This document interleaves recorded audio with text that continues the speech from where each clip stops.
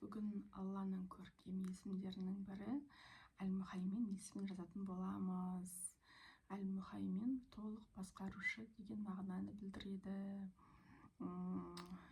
Егер де біздің өмірімізде бір жағдай болмай жатқан болса, сол нәрсені қатты уайымға салынып кетудің қажеті жоқ. Неге болмай жатыр, неге ондай болды деп. Себебі Алла Тағала бізді басқарып, бәрін толықтай көріп тұрады. Демек, ол заттың бізге қайырсыз болғаны, сол үшін сол зат болмады біздің өмірімізде деп қабылдап, сол ситуацияны отпускать ету керекпіз. Давайте бірге жазайық.